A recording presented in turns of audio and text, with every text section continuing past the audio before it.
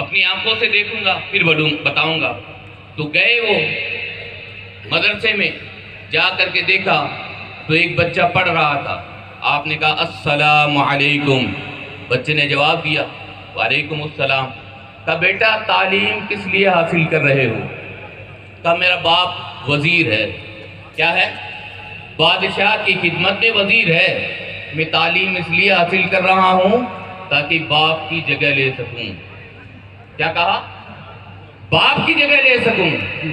اس نے کہا کہنے والے نے ٹھیک ہی کہا، یہ دین کا کام کیسے کرے گا، یہ تو باپ کی جگہ لینے کے لیے علم پڑھ رہا ہے۔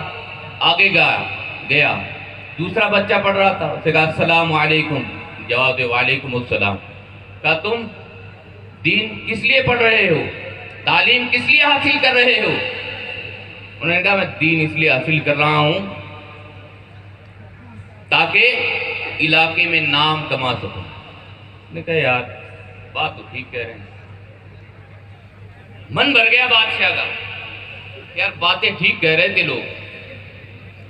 جب نکلنے لگا تو دیکھا ایک بچہ کونے میں بیٹھ کر کے قال اللہ اور قال رسول کی صدائیں سبحان اللہ سبحان اللہ۔ ناصر الملک نے کہا یہ ایک آخری بچہ ہے، اس کا ٹیسٹ لے لیتے ہیں، دو تھے میرا دماغ نیگیٹیو میں آ چکا ہے، اب دیکھتے ہیں کیا آتا ہے۔ نے کہا السلام علیکم، سلام کیا، جواب نہیں دیا۔ پھر کہا بچے کیا کر رہے ہو، جواب نہیں دیا۔ پھر کہا کس لیے علم سیکھ رہے ہو، جواب نہیں دیا۔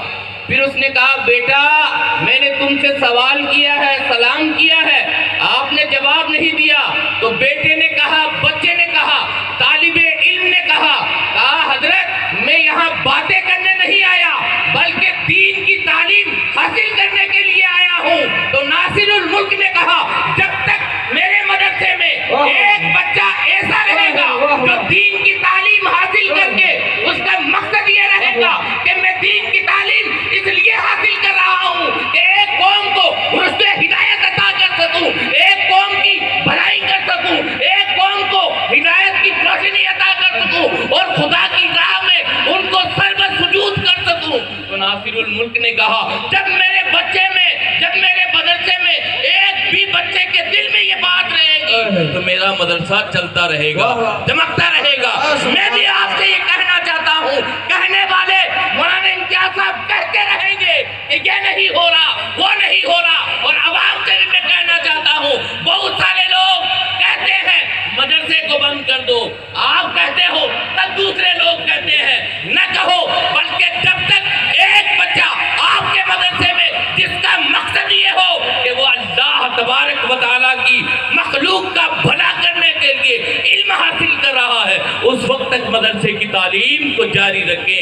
ہر ایک جماعت میں کامیاب بچے نہیں ہوتے ہیں لیکن ہر ایک جماعت میں ایک بچہ حافظ امتیاز ہے۔ سبحان اللہ۔ ہر جماعت میں مفتی شفیق نہیں ہوتا، ایک جماعت میں مفتی شکیب ضرور ہوتا ہے جو قوم کے لیے اٹھتا ہے تو اعلی حق کو اس لیے بلند کرتا ہے تاکہ دین کا قلعہ بچ جائے۔ یہ دین کے قلعے آپ کی ہدایت کے لیے ہے، آپ کی رشد و ہدایت کے لیے ہے۔ میں آپ سب سے یہ کہنا چاہتا ہوں اس مبارک جلسے کے اس مبارک اسٹیج سے علماء کرام کی سرپرستی حاصل کرتے ہوئے لوگ آپ کے مدرسے کو بند کرنا چاہ رہے ہیں، حکومتیں آپ کے مدرسے کو بند کرنا چاہ رہی ہیں، فقط ان کا ٹارگٹ یہ ہے کہ مسلمانوں کو دین کی تعلیم سے روک دیا جائے، آپ کے دلوں سے محبت رسول کو نکال دیا جائے، آپ کی ذہن و فکر سے قال رسول اور قال اللہ کی صدا کو مان کر دیا جائے۔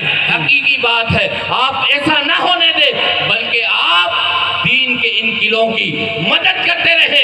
اگر آپ دین کے ان قلعوں کی مدد کرتے رہو گے، یاد رکھو یہ وعدہ میں نے نہیں کیا ہے، یہ وعدہ کسی اور نے نہیں کیا ہے، یہ وعدہ دنیا دار نے نہیں کیا ہے بلکہ خود پروردگار نے کیا ہے، اور پروردگار نے قرآن کریم میں ارشاد فرمایا یا ایھا الذین آمنوا ان تنصروا اللہ ینصرکم، اگر تم اللہ کے دین کی مدد کرو گے تو اللہ تمہاری مدد کرے گا۔ اللہ کا دین کیا ہے؟ اللہ کا دین یہ مدرسے ہیں، اللہ کا دین یہ پڑھنے والے طالب علم ہے۔ اگر یہ اللہ کو پہچان کر کے اللہ کی معرفت قوم کے درمیان رہیں گے تو قوم کے درمیان اللہ کی معرفت یہ پھیلائیں گے۔ رب تبارک و تعالیٰ کے نبی کے فرمان کے مطابق آپ ان مدرسوں کی مدد کرو گے، رب تبارک و تعالیٰ آپ کی مدد فرمائے گا۔ سبحان اللہ، یہ میرا وعدہ نہیں، یہ قرآن کا وعدہ ہے۔ یا ایھا الذین آمنوا ان تنصروا اللہ ینصرکم۔ ہمیں تو یہ دیکھنا ہے کہ رسول اللہ صلی اللہ تعالیٰ علیہ وسلم پر نازل ہونے والا قرآن ہمیں کیا پیغام دیتا ہے۔ قرآن ہمیں یہ پیغام دیتا ہے کہ اللہ کے دین کی مدد کرو، تو پھر کسی ایرے گیرے کی نہ سنیں بلکہ ان دین کے کھلوں کی مدد کرتے رہیں۔ خدا تبارک و تعالی ہم سب کو بولنے سے زیادہ عمل کرنے کی توفیق رفیق عطا فرمائے۔ وآخر دعوانا ان الحمدللہ رب العالمین، لا الہ الا اللہ محمد صلی اللہ تعالی وسلم۔